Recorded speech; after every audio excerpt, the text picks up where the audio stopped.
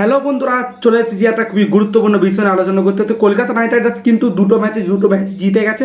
তো দুটো ম্যাচ কিন্তু জিতে যাওয়ার ফলে কলকাতা নাইট রাইডার্স কিন্তু একটা ভালো অবস্থানে চলে গেছে। সবচেয়ে ভালো হচ্ছে কলকাতার আগে খবর হচ্ছে কি না, কলকাতা কিন্তু পয়েন্টস টেবিলে 1 নম্বরে চলে গেছে বন্ধুরা। হ্যাঁ বন্ধুরা, 1 নম্বরে কলকাতা নাইট রাইডার্স পয়েন্টস টেবিলে চলে গেছে, কারণ চেন্নাই দুটো ম্যাচে দুটোই জিতেছিল এবং 3 নম্বর ম্যাচটা হেরে গেছে, যার ফলে রান রেটটা কি যেন কমে গেছে।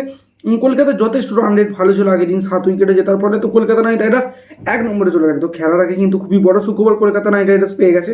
তো এরপরে যদি বলা যায় যে তোমরা যদি চ্যানেল নতুন হয়ে থাকো অবশ্যই সাবস্ক্রাইব করে দাও খেলার জন্য, মানে বিভিন্ন খেলার আপডেট পেতে।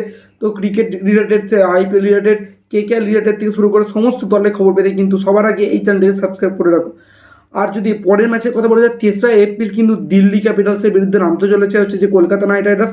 তো আজ সেই বিষয় নিয়ে আমি আলোচনা করব। কলকাতা নাইট রাইডার্স কিন্তু দিল্লির বিপক্ষে হেড টু হেড রেকর্ডের কথা বললে তো 16বার কলকাতা জিতেছে, 15বার কিন্তু দিল্লি জিতেছে, আর একটা ম্যাচ বাতিল হয়েছে। তো টোটাল 32টা ম্যাচ হয়েছে। তো কলকাতা নাইট রাইডার্স 33টা ম্যাচ হয়েছে। তো টোটাল কিন্তু কলকাতা নাইট রাইডার্স একটি ম্যাচ বেশি জিতেছে। তো ওরা 15টা আছে, কেকেআর হচ্ছে কি না 16টা। তো ওভারঅল কিন্তু ভালোই রয়েছে। এবার যদি প্লেইং ইলেভেনের কথা কলকাতা নাইট রাইডার্সে বলা যায়, তো কলকাতা নাইট রাইডার্সের প্লেইং ইলেভেন সেরকম কোনো পরিবর্তন হবে না। যদি নীতিশ রানা ফিট হয়, তো খবর পাওয়া যাচ্ছে নীতিশ রানা সম্পূর্ণরূপে প্রায় ফিট হতে চলেছে, তাহলে আঙ্কিত রঘুবংশীর জায়গায় নীতিশ রানা আসবে। আর সুয়েশ শর্মার জায়গায় যেমন অনুকূল রয় ছিল, অনুকূল রয়কে খেলাতে পারে। বা পিচের কথা বললে তো পিচ কিছু এখানে ফাস্ট বোলাররা সাহায্য পাবে এবং স্কোরিং কিন্তু হাই স্কোরিং ম্যাচ আমরা দেখতে পাবো না সম্ভবত, যদি পিচ না বদলায়। খুব বেশি হলে 160-170 এরকম আমরা দেখতে পারি।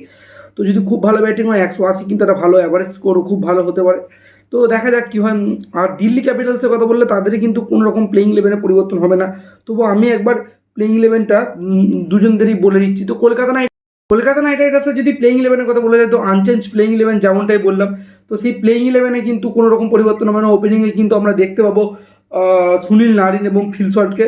3 নম্বরে শ্রেয়াস আয়ার, 4 নম্বরে ভেঙ্কাটেশ আয়ার, 5 নম্বরে হচ্ছে রমনদীপ সিং, 6 নম্বরে রিঙ্কু সিং, 7 নম্বরে আন্দ্রে রাসেল, 8 নম্বরে মিচেল স্টার্ক, 9 নম্বরে হর্ষিত রানা, 10 নম্বরে বরুণ চক্রবর্তী এবং সর্বশেষ 11 নম্বর অনুকূল রয়। তো দেখা যাক এবারে কোন ফাস্ট বোলার খেলায় নাকি অনুকূল রয়ের বদলে, তো সেটা ম্যানেজমেন্টে ঠিক করবে। আর দিল্লি ক্যাপিটালসের কথা বললে দিল্লি ক্যাপিটালসে ডেভিড ওয়ার্নার্স এবং মিচেল মার্শও হচ্ছে ওপেন করবে বন্ধুরা।